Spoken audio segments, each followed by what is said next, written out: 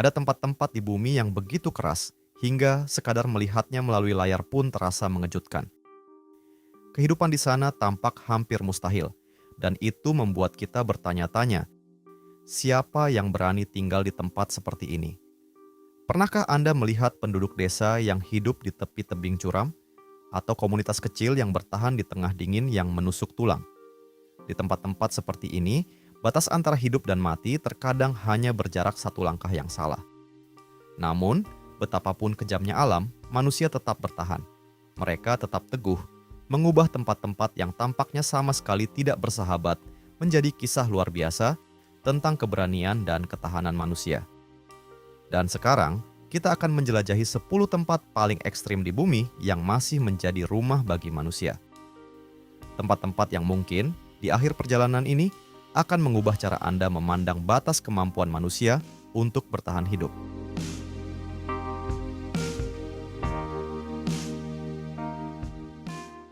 Nomor 10, Wairebo, Indonesia. Ada sebuah tempat di bumi yang sekilas mungkin membuat Anda mengira sedang melihat desa dari negeri dongeng. Di tengah pegunungan berkabut Pulau Flores, Indonesia, berdiri atap-atap berbentuk kerucut yang menjulang tinggi, seperti topi raksasa yang tersembunyi di antara hutan. Inilah Wairebo, sebuah desa tradisional yang berada sekitar 1.200 meter di atas permukaan laut. Desa ini dikenal dengan 7 rumah adat berbentuk kerucut yang disebut Mbaruniang. Bangunannya dapat menjulang hingga sekitar 15 meter, dengan beberapa keluarga hidup bersama di bawah satu atap, layaknya sebuah keluarga besar. Namun, mencapai Wairebo bukanlah perjalanan yang mudah. Untuk sampai ke sana, Anda harus berjalan kaki selama sekitar 3 hingga 4 jam, melewati hutan pegunungan yang lebat dan jalur yang cukup menantang. Artinya, jika Anda lupa membawa sesuatu yang penting, mungkin Anda harus berjalan kembali dan memulai perjalanan dari awal. Menariknya, listrik baru menjangkau desa ini dalam beberapa tahun terakhir. Sebelumnya, Wairebo hampir sepenuhnya terisolasi dari dunia modern. Pada malam hari, cahaya berasal dari api dan langit dipenuhi bintang. Masyarakat Manggarai telah menjaga desa ini selama lebih dari 1 abad. Lokasinya yang terpencil dahulu menjadi salah satu alasan desa ini dipilih sebagai tempat tinggal yang aman dari konflik antar suku. Berkat arsitektur tradisional dan nilai budayanya yang luar biasa, Wairebo kemudian mendapatkan pengakuan internasional sebagai warisan budaya yang layak dilestarikan. Namun, hal yang paling memukau mungkin bukanlah rumah-rumahnya, melainkan pemandangannya. Setiap pagi, kabut perlahan naik dari lembah dan menyelimuti desa. Dari kejauhan, Wairebo terlihat seperti sebuah pulau kecil yang mengapung di lautan awan.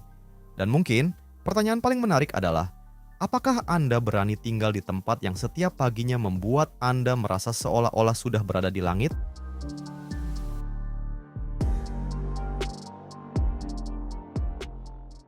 Nomor 9, Yanjin, Tiongkok. Meninggalkan desa di atas awan, kita tiba di sebuah tempat yang terasa sangat berbeda. Sebuah kota yang begitu sempit, hingga dari atas terlihat seolah-olah seseorang menarik garis lurus di antara pegunungan dan sungai. Tempat itu adalah Yanjin, sebuah kota di Provinsi Yunnan, Tiongkok, yang membentang mengikuti aliran sungai Nancy. Yang membuat Yanjin begitu luar biasa adalah bentuk kotanya. Kawasan perkotaan ini sangat sempit karena diapit oleh pegunungan curam dan sungai. Di beberapa bagian, lebarnya hanya berkisar puluhan hingga beberapa ratus meter. Bangunan-bangunan berdiri begitu rapat. Sebagian bahkan dibangun tepat di tepi sungai atau bertumpu pada struktur beton yang ditanam jauh ke dalam tanah. Dari kejauhan, gedung-gedung itu terlihat seperti balok-balok Lego yang disusun di antara 2 dinding batu raksasa. Seluruh kota memanjang mengikuti sungai dengan jalan utama yang menghubungkan berbagai bagian permukiman. Toko, sekolah, rumah, dan pusat kegiatan masyarakat semuanya harus berbagi ruang yang sangat terbatas. Di tempat lain, kota mungkin terus berkembang ke segala arah. Namun di Yanjin, alam seolah berkata, inilah ruang yang kalian miliki.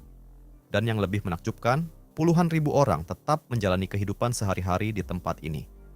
Mereka hidup berdampingan dengan risiko banjir, longsoran batu, serta lereng pegunungan yang mengelilingi kota. Dengan kata lain, ketika kota-kota lain sibuk memikirkan bagaimana memperluas wilayahnya, Yanjin justru harus menemukan cara untuk bertahan di dalam celah sempit yang diberikan alam. Dan ini menimbulkan pertanyaan, jika rumah Anda hanya beberapa langkah dari gunung dan sungai, apakah Anda akan merasa tenang? Atau justru merasa sedikit tegang setiap kali membuka pintu?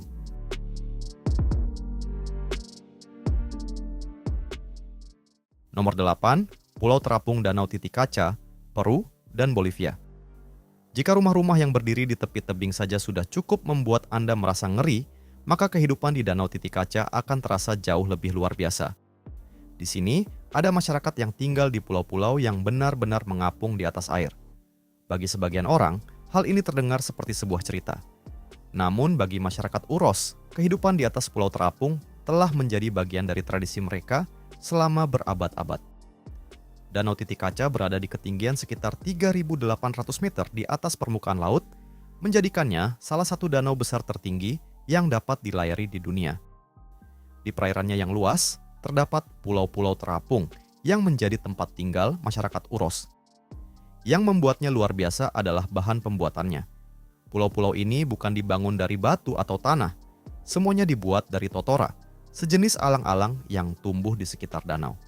Lapisan demi lapisan alang-alang ditumpuk hingga membentuk dasar pulau. Di atasnya masyarakat membangun rumah, jalan setapak, dermaga, bahkan perahu. Dari kejauhan, seluruh permukiman tampak seperti tikar raksasa yang mengapung di atas air. Namun, pulau-pulau ini tidak bisa begitu saja ditinggalkan tanpa perawatan. Alang-alang terus membusuk di bagian bawah, sehingga lapisan baru harus ditambahkan secara berkala agar permukaan pulau tetap kuat. Sebuah cara hidup yang mungkin terdengar sederhana, tetapi membutuhkan pengetahuan dan keterampilan yang diwariskan dari generasi ke generasi. Saat melihatnya, kita mungkin bertanya, siapa yang pertama kali memiliki gagasan untuk membangun rumah di atas alang-alang dan menjadikannya sebuah pulau? Mungkin jawabannya adalah manusia yang sejak awal memang tidak pernah berhenti mencari cara untuk hidup berdampingan dengan alam. Nomor 7, Castellfollit de la Roca, Spanyol. Perjalanan kita kemudian membawa kita ke sebuah kota kecil yang seolah-olah menggantung di udara. Tempat itu adalah Castellfollit de la Roca di Provinsi Girona, Spanyol. Desa ini berdiri dramatis di atas tebing basal setinggi sekitar 50 meter, terbentuk dari aliran lava vulkanik kuno. Seluruh permukiman memanjang hampir 1 kilometer di atas punggung bukit batu yang sempit. Dari kejauhan, kota ini tampak seperti sebuah kapal batu raksasa yang terdampar di tepi jurang. Kurang dari 1.000 orang tinggal di kawasan yang luasnya tidak sampai 1 kilometer persegi. Hampir seluruh desa berpusat di sekitar satu jalan utama. Di kedua sisinya berdiri rumah-rumah tua yang sebagian besar dibangun dari batu vulkanik berwarna gelap. Beberapa di antaranya bahkan telah berdiri sejak berabad-abad lalu. Berjalan di sini memberikan pengalaman yang unik. Satu langkah mungkin membawa Anda menuju toko kecil atau rumah penduduk. Namun hanya beberapa meter dari sana, tebing curam menanti di ujung jalan. Desa ini telah berdiri sejak abad pertengahan dan mengalami berbagai perubahan akibat perang maupun bencana alam. Namun hingga kini, kehidupan tetap berlangsung di atas jalur batu sempit tersebut. Dari titik pandang di tepi kota, Anda dapat melihat pertemuan Sungai Fluvia dan Sungai Toronel jauh di bawah. Selama ribuan tahun, kedua sungai itu perlahan mengikis tanah yang lebih lunak di sekitarnya, hingga menyisakan dinding basal yang curam. Seolah-olah alam sendiri telah mengukir sebuah balkon raksasa, lalu manusia datang dan membangun rumah di atasnya. Castellfollit de la Roca juga berada di kawasan Taman Alam Garrotxa, wilayah yang terkenal dengan hutan lebat dan puluhan gunung berapi yang telah lama tidak aktif. Pemandangannya begitu indah, hingga pengunjung terkadang lupa bahwa mereka sedang berdiri hanya beberapa langkah dari jurang. Di tempat ini, kehidupan manusia dan kekuatan alam benar-benar menyatu. Dan mungkin itulah yang membuat Castellfollit terasa begitu menakjubkan sekaligus sedikit menegangkan.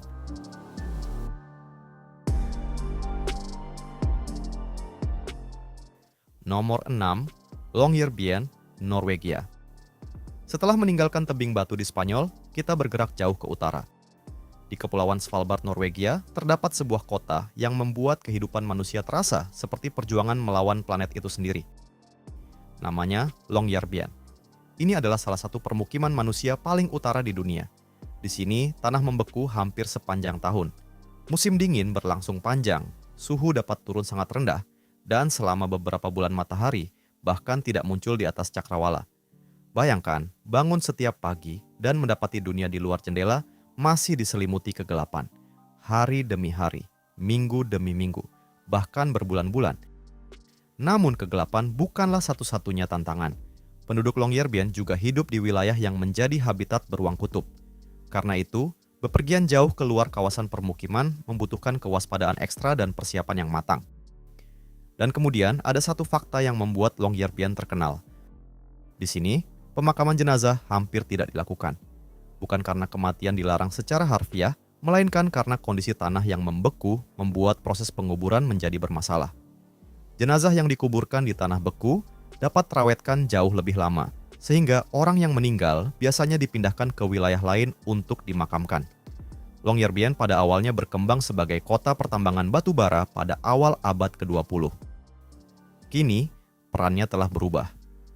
Kota ini menjadi pusat penelitian Arktik sekaligus pintu gerbang bagi para ilmuwan dan petualang yang ingin menjelajahi kawasan kutub. Di tengah dunia yang putih, dingin, gelap, dan keras, manusia tetap membangun rumah, tetap bekerja, tetap bersekolah, tetap menjalani kehidupan sehari-hari. Mungkin itulah hal paling luar biasa dari Longyearbyen, bukan betapa dinginnya tempat ini, melainkan bagaimana manusia tetap menyebutnya rumah. Nomor 5. Iquitos, Peru. Meninggalkan kota beku di dekat Arktik, kita bergerak jauh ke selatan menuju jantung hutan hujan Amazon. Di tengah lautan pepohonan yang seolah tidak berujung, berdiri sebuah kota besar bernama Iquitos. Yang membuat tempat ini begitu luar biasa adalah lokasinya. Dengan jumlah penduduk yang mencapai ratusan ribu jiwa, Iquitos dikenal sebagai salah satu kota terbesar di dunia yang tidak memiliki koneksi jalan raya langsung ke luar kota. Dengan kata lain, jika Anda ingin berkendara menuju Iquitos dari kota lain, jalan raya bukanlah jawabannya. Sebaliknya, sungai menjadi urat nadi kehidupan. Perahu-perahu menyusuri sungai Amazon dan jaringan sungai di sekitarnya, membawa manusia, makanan, barang dagangan, bahkan kendaraan. Bagi penduduk Iquitos, sungai bukan sekadar bagian dari pemandangan. Sungai adalah jalan raya mereka. Orang-orang menuju pasar, mengangkut barang, atau bepergian ke wilayah lain hanya perlu turun ke dermaga dan mencari perahu. Kehidupan di sini juga telah beradaptasi dengan irama sungai. Di sepanjang tepian, banyak rumah dibangun di atas tiang-tiang tinggi. Sebagian lainnya berada di atas struktur terapung untuk menghadapi perubahan permukaan air dan banjir musiman. Ketika air sungai naik, lingkungan di sekitar kota seolah berubah menjadi dunia lain. Jalanan yang biasanya dilalui manusia berubah menjadi jalur perahu, sementara dermaga menggantikan tempat parkir. Iquitos pernah mengalami masa kejayaan pada era ledakan industri karet di akhir abad ke-19 dan awal abad ke-20. Pedagang dari berbagai penjuru dunia datang ke wilayah ini untuk mencari kekayaan dari hutan Amazon. Lokasinya di tengah jaringan sungai menjadikan Iquitos salah satu pusat perdagangan penting di kawasan tersebut. Namun, hidup di Amazon juga berarti berbagi ruang dengan alam liar. Hewan-hewan tropis, serangga, kelembapan tinggi, serta musim banjir yang terkadang sulit diprediksi menjadi bagian dari kehidupan sehari-hari. Meski begitu, Iquitos terus tumbuh menjadi kota besar di tengah hutan hujan terbesar di bumi. Dan mungkin bagian yang paling menarik adalah ini. Di tempat lain, jalan raya menjadi urat nadi sebuah kota. Namun di Iquitos, jalan tersibuk mungkin justru adalah sungai. Nomor 4. Meteora, Yunani. Meninggalkan kota yang dikelilingi hutan Amazon, kita tiba di sebuah tempat yang terasa seolah-olah keluar langsung dari mitologi. Di Yunani, negeri yang sejak zaman kuno dikenal sebagai rumah para dewa, terdapat sebuah lanskap yang membuat banyak pengunjung menggosok mata untuk memastikan bahwa apa yang mereka lihat benar-benar nyata. Tempat itu adalah Meteora. Di sini, biara-biara kuno berdiri di atas pilar-pilar batu pasir raksasa yang menjulang ratusan meter ke langit. Nama Meteora sendiri berasal dari bahasa Yunani yang berarti tergantung di udara. Dan nama tersebut terasa begitu tepat. Dari kejauhan, biara-biara itu tampak seperti bangunan kecil yang secara ajaib menggantung di atas langit. Pembangunan biara-biara ini dimulai sekitar abad ke-14 ketika para biarawan mencari tempat terpencil untuk melindungi diri dari berbagai ancaman dan gangguan. Mereka memilih puncak-puncak batu yang hampir tidak dapat dijangkau manusia biasa. Dengan kata lain, siapapun yang ingin mencapai tempat mereka harus terlebih dahulu menaklukkan dinding batu yang terjal, dan menjulang tinggi. Membangun biara di tempat seperti ini pada masa itu tentu merupakan pekerjaan yang luar biasa sulit. Bahan bangunan harus diangkut menggunakan tali, keranjang, tangga, dan sistem katrol sederhana. Setiap perjalanan menuju puncak terasa seperti sebuah pertarungan melawan gravitasi. Pada masa kejayaannya, terdapat 24 biara yang berdiri di atas pilar-pilar batu tersebut. Namun setelah melewati berabad-abad sejarah, hanya 6 biara yang masih bertahan hingga sekarang.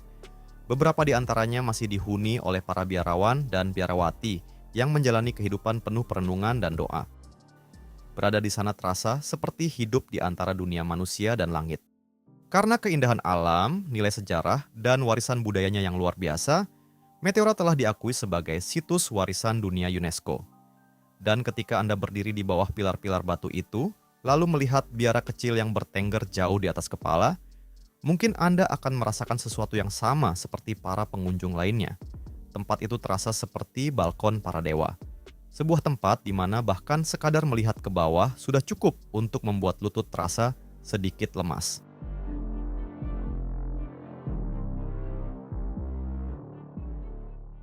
Nomor 3, Coober Pedy, Australia. Jika banyak tempat di dunia memilih membangun ke atas untuk mendekati langit, masyarakat Coober Pedy justru melakukan hal yang sebaliknya. Mereka menggali ke bawah tanah. Pada awalnya, gagasan ini mungkin terdengar aneh. Namun setelah mengetahui kondisi lingkungannya, semuanya mulai masuk akal. Coober Pedy terletak di tengah wilayah gurun Australia Selatan yang sangat panas dan kering. Pada musim panas, suhu di permukaan dapat mencapai sekitar 45 hingga 50 derajat Celcius. Di bawah matahari seperti itu, tinggal di permukaan bukanlah pilihan yang nyaman.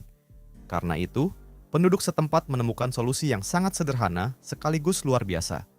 Mereka menggali rumah ke dalam tanah. Rumah-rumah ini dikenal sebagai rumah bawah tanah atau dugout. Ruang-ruangnya diukir langsung ke dalam batuan lunak di bawah permukaan, menciptakan lingkungan dengan suhu yang jauh lebih stabil dibandingkan udara gurun di luar. Ketika matahari membakar permukaan pada siang hari, bagian dalam rumah tetap sejuk.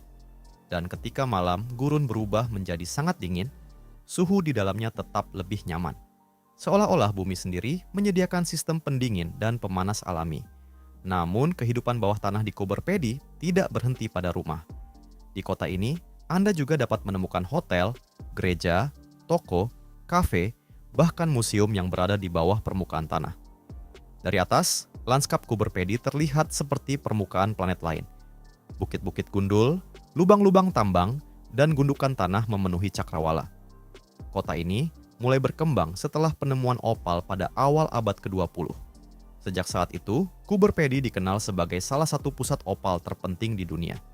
Para penambang menggali jauh ke dalam tanah untuk mencari batu permata berwarna-warni yang tersembunyi di bawah gurun.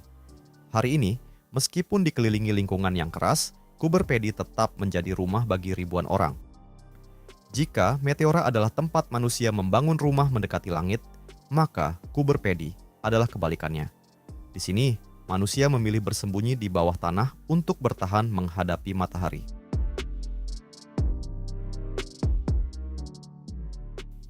Nomor 2, Kuil Gantung, Tiongkok. Jika biara-biara Meteora dibangun di atas pilar batu yang menjulang tinggi, maka di Tiongkok terdapat sebuah bangunan yang bahkan lebih sulit dipercaya. Namanya Kuil Gantung atau Xuan Kong Temple. Kuil ini berdiri menempel pada tebing curam Gunung Heng di Provinsi Shanxi, Tiongkok. Diperkirakan dibangun lebih dari 1.500 tahun yang lalu, struktur ini berada puluhan meter di atas dasar lembah. Dari kejauhan, bangunan kayunya tampak seperti deretan rumah kecil yang ditempelkan langsung pada dinding tebing. Dan pertanyaan pertama yang muncul di benak banyak pengunjung biasanya sama. Bagaimana mungkin bangunan ini bisa tetap berdiri? Kuil tersebut tampak ditopang oleh tiang-tiang kayu yang sangat ramping. Jika dilihat dari bawah, ukurannya bahkan terlihat terlalu kecil untuk menopang seluruh bangunan. Namun rahasia kekuatannya bukan hanya terletak pada tiang-tiang tersebut. Sebagian besar struktur kuil tertanam jauh ke dalam dinding batu. Sementara, balok dan tiang kayu berfungsi sebagai bagian dari sistem penyangga yang dirancang dengan sangat cermat. Hasilnya adalah sebuah bangunan yang mampu bertahan menghadapi angin, hujan, salju, dan berbagai perubahan cuaca selama berabad-abad. Lokasinya yang tinggi juga memberikan perlindungan dari banjir dan beberapa ancaman alam yang berasal dari lembah. Di dalam kompleks ini terdapat ruang-ruang ibadah yang terhubung oleh lorong dan jembatan kayu sempit. Berjalan di atasnya bukan pengalaman bagi orang yang mudah takut ketinggian. Di satu sisi terdapat dinding batu. Di sisi lainnya hanya ada ruang kosong yang mengarah jauh ke bawah. Namun justru disitulah keajaibannya. Kuil gantung bukan sekadar tempat ibadah.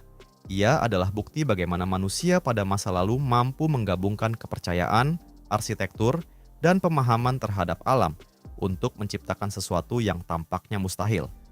Dan ketika Anda berdiri di atas jalan kayu sempit itu, memandang jauh ke bawah, mungkin ada satu pikiran yang muncul dengan sendirinya. Ini mungkin salah satu tempat ibadah di dunia, di mana melihat ke bawah saja sudah cukup membuat seseorang mulai berdoa.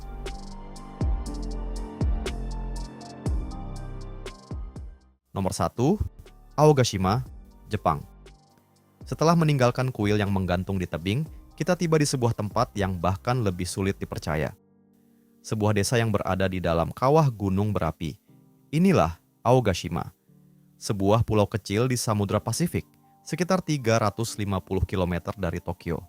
Luas pulau ini hanya sekitar 6 km persegi, dengan jumlah penduduk yang hanya sekitar 100 hingga 200 orang. Namun, ukurannya yang kecil menyimpan sesuatu yang sangat luar biasa. Aogashima memiliki struktur geologi yang langka. Sebuah kawah besar mengelilingi kawah yang lebih kecil di bagian dalamnya, membentuk apa yang dikenal sebagai kaldera ganda. Jika dilihat dari udara, pulau ini tampak seperti mangkuk raksasa yang muncul dari tengah lautan. Dan di dalam mangkuk tersebut, manusia membangun sebuah komunitas kecil. Kehidupan di Aogashima sangat dekat dengan alam. Penduduk menanam sayuran dan berbagai tanaman, menangkap ikan di perairan sekitar, serta memanfaatkan panas geotermal yang berasal dari aktivitas vulkanik untuk berbagai kebutuhan. Pulau ini memiliki fasilitas dasar seperti sekolah, kantor pos, dan toko untuk melayani masyarakat yang jumlahnya sangat sedikit namun memiliki hubungan yang erat. Lalu, mengapa seseorang memilih tinggal di dalam gunung berapi? Sebagian besar penduduk Aogashima merupakan keturunan keluarga yang telah tinggal di pulau tersebut selama beberapa generasi. Pada tahun 1785, sebuah letusan besar memaksa penduduk meninggalkan pulau. Namun beberapa dekade kemudian, sebagian dari mereka kembali. Bagi mereka, Aogashima bukan sekadar tempat tinggal. Ini adalah tanah leluhur. Selain itu, tanah vulkaniknya relatif subur, sementara laut di sekeliling pulau menyediakan sumber makanan. Tentu saja, kehidupan di sini bukan tanpa risiko. Aogashima berada di kawasan yang sering diterpa badai Pasifik. Jika terjadi aktivitas vulkanik besar, pilihan untuk melarikan diri juga sangat terbatas. Bahkan mencapai pulau ini bukan perkara mudah. Perjalanan bergantung pada kondisi cuaca dan dapat dilakukan melalui kapal atau helikopter. Ketika laut sedang ganas, Aogashima bisa benar-benar terisolasi dari dunia luar. Mungkin karena itulah pulau ini terasa begitu menakjubkan. Di tengah samudra luas, sebuah komunitas kecil memilih bertahan di dalam kaldera gunung berapi. Dari udara, pemandangannya hampir seperti sesuatu yang dibuat oleh seorang seniman. Sebuah kawah raksasa. Sebuah kawah kecil di dalamnya. Dan di tengah semuanya, manusia menjalani kehidupan sehari-hari dengan tenang.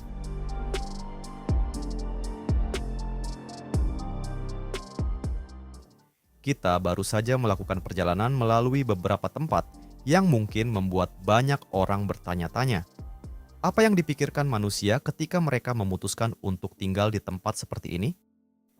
Dari desa yang bertengger di atas tebing curam, hingga kota yang hidup di sepanjang sungai Amazon. Dari biara yang menggantung di atas pilar batu, hingga rumah-rumah yang tersembunyi jauh di bawah tanah.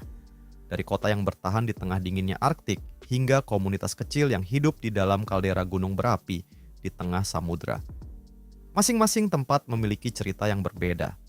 Namun, semuanya menunjukkan satu hal yang sama, kemampuan manusia untuk beradaptasi. Hidup tidak selalu mudah, alam bisa keras, medannya bisa berbahaya, dan terkadang hanya satu badai, banjir, letusan, atau gempa bumi sudah cukup untuk mengubah segalanya. Namun bahkan dalam kondisi yang paling sulit sekalipun, manusia tetap menemukan cara untuk bertahan. Mereka membangun rumah, membangun komunitas, mewariskan tradisi, dan perlahan mengubah tempat-tempat yang dahulu tampak mustahil dihuni menjadi rumah yang sesungguhnya. Mungkin itulah yang sebenarnya membuat tempat-tempat ini begitu menarik. Bukan hanya karena bentuknya aneh, lokasinya ekstrim, atau bahayanya yang nyata, melainkan karena tempat-tempat ini menceritakan kisah tentang ketahanan manusia dalam menghadapi alam. Bahwa selama manusia memiliki alasan untuk bertahan, bahkan tempat yang paling keras di bumi pun masih bisa menjadi rumah. Jadi, bagaimana dengan Anda? Dari semua tempat yang baru saja kita lihat, mana yang paling mengejutkan Anda?